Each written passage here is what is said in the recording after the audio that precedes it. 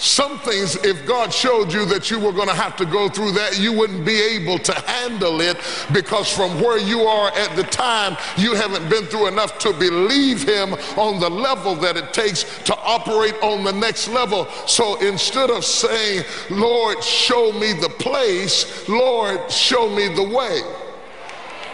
Because if I get in the right way, I will come into the place all by itself. Don't worry about the place being prepared. It is, I'm telling you, it is God's job to prepare the place. It is your job to make sure that you are prepared for the place God has for you. So how do I get prepared for what God has for me? How many of you sense that God has a place for you? I mean, in this present world, I'm not talking about them cabins. Just give me a cabin in the corner of glory. There I'll wait to see my Lord. Just give me a cabin. No cabins, please. No cabins. Don't give me a cabin. At least give me a condo or something. I had a penthouse suite in mind. And I'll take a cabin if I got to, but I'm not asking for no cabins in the corner. I've been in the corner all of my life. God has a place for you. Now listen to this. Think for a moment. Think for a moment. Think for a moment. Think for a moment. There has to be a reason that you survived all of the atrocities that happened in your life. You persevered when there seemingly was nothing to persevere for. You fought back when you felt like you didn't have any fight left inside of you. You withstood oppositions that when you look back at it, you say, Lord, I don't even know how I made it through that. And in fact, God protected you when you were ignorant of enemies. Sometimes you thought people were your friends who were trying to destroy you. And even when you didn't know what in the world was going on, God protected you. God covered you. God put his hand over you. God spared you. Now, how in the world could you think that you went through all of that for nothing? There must be something in front of you that's more important than everything behind you. Who am I talking to this morning? You owe it to yourself to keep living till you find out why you're here. Particularly those of you who went through hell and high water, abuse, bondages, recklessness, abandonment. You owe it to yourself to see what the fight was all about. There was a fight for you. There was warring in the heavenlies. There was discussions in the heaven. The enemy has sent his choicest demons to destroy you. You owe it to yourself to find out what is the fight about. You must be significant, or you wouldn't have the opposition that you have in your life. God has a place for you.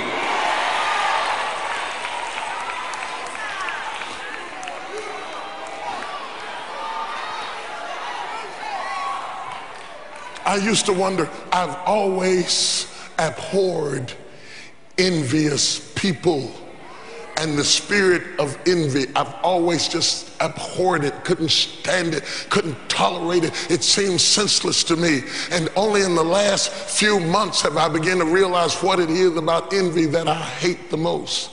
I thought that I hated envy because you feel like what God has for me is for me, and I had to go through all of this to get it, and why would you be envious? But it's really deeper than that. Envy is an expression of unbelief. If you really believe that God had something for you, you wouldn't be envious about what God has for me. Envy exists in the lives of people who have decided that their chances are over, that their opportunities are gone, and that what they lost is your fault, and they become envious of you because they don't think anything better is going to come. When you know that your best days are in front of you, and when you know that you're next in line for a blessing, you're not envious of other people. You can celebrate their success because you know that you're next in line for a blessing.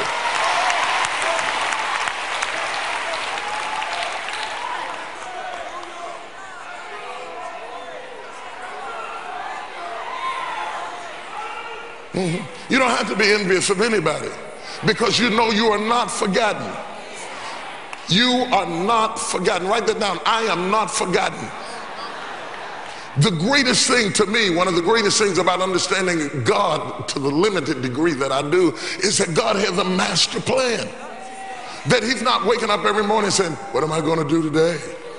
Well, I don't know whether I'm going to bless him or not. I'm going to watch him. And if he does good till 10 o'clock, then by 10:30 I might give it to him. But if he blows it before 10 o'clock, I may change my mind.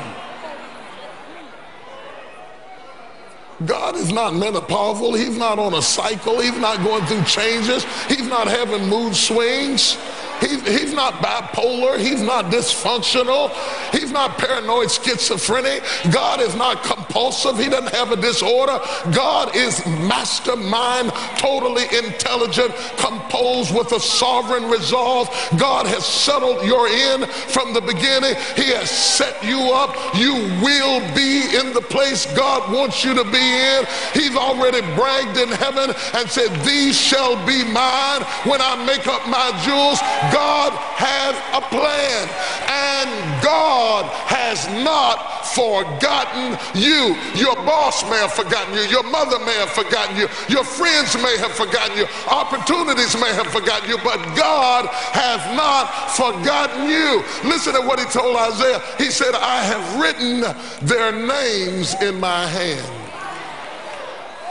Think of that. God says, and literally it means I have engraved. It's really deeper than written. I have engraved. I have cut your name. You know how young people do. It's crazy, but they do it. They fall in love 16 years old and have somebody's name engraved on their shoulder.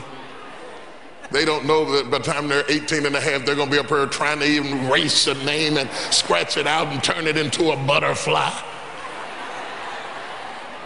Because the Helen that you thought you couldn't live without gave you so much hell that now you want to tattoo Mary over top of Helen just so that you can never see Helen's name again. They don't know that 2 years from now you're going to be cutting up all those pictures you did together and you're going to be cutting her out of the picture.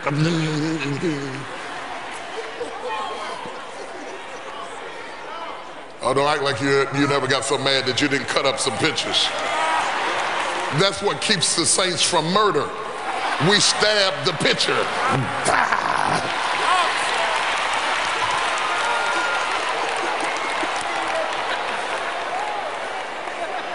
Saved and sanctified. Got your pens out.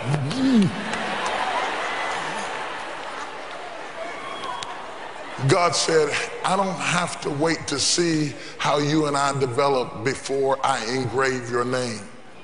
Because God is omniscient, all-knowing. He's seen the end from the beginning. He said, I have engraved your name into my hand. I have not forgotten you. Paul says in Corinthians that God is not unjust to forget your labor of love. God says, I have kept careful records of every sacrifice you have made. I have not forgotten you. Every good deed, every act, every accomplishment, every prayer, every request. God said, I'm so careful about you. I collected your tears in a vial. I remember every night you cried. Your tears had dried up off your face and you went on about your business. God said, your tears are before me now. Your name is engraved in my hand. I do not have amnesia. God told Abram, I swear I'm going to bless you. Surely blessings I will bless thee, and multiplying I will multiply thee. I swear I've already got a place for you. You look out from where you are and see it, but I've already prepared a place for you. Oh my God. God has a place for you.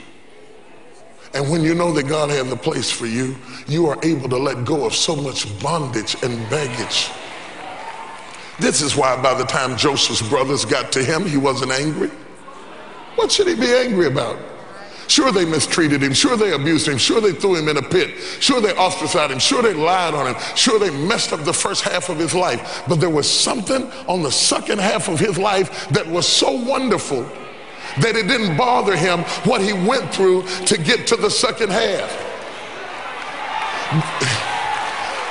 Now you know, come on now, anytime your blood brothers sell you into bondage, lie on you, I'm not lying, talking about you came in late for work or lied on you about a test or lied on you about a woman. They lied, said he was dead. He got sold into slavery. He got mistreated at Potiphar's house, treated like a dog, didn't do nothing but right, and lost his job, lost everything, and ended up in jail. It's one thing to lose your job, it's another thing to arrest me. Fire me, I get over it, but you know, I don't want to spend the rest of my life locked up with some guy named Bobo. So if you don't mind firing me, don't lock me up. Joseph went to jail with Bobo, locked up in a jail cell, tied up in chains and bonded for years. Came through the process, comes up on the outer side and steps into a place so powerful and so wonderful. And I mean overnight, he goes from being a slave to being a prince overnight. When God gets ready to turn your life around, he can do it overnight.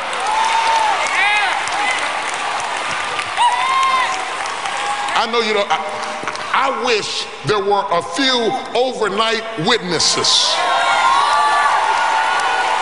where God brought you out of something overnight that you thought it was going to take you a long time to get out of. If you're an overnight person, give God a praise right now.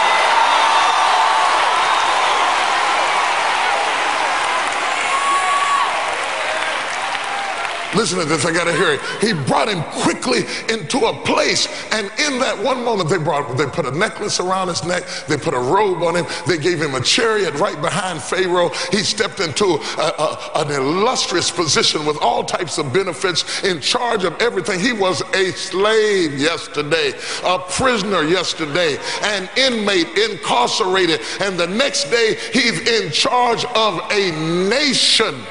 The national budget of Egypt was placed in the hands of a convict.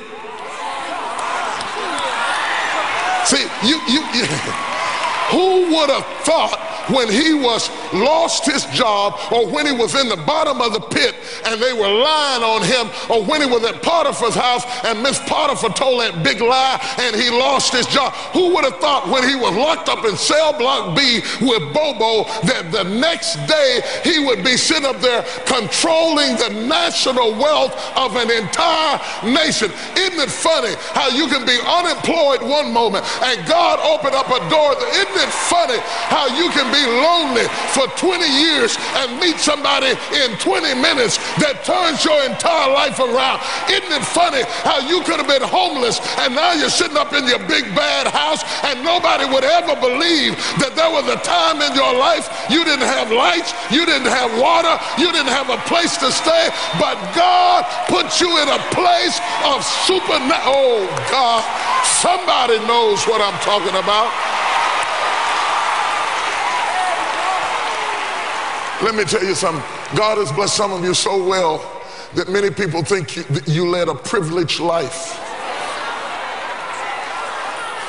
They think you haven't been through anything. They think that Kool-Aid came out of your water fountains. They think your bubble gum didn't run out of sugar. They think you really had it going on and you never had a trouble in your life. They don't know that you went through hell and high water, but it was worth it all to finally come into the place that God has for you.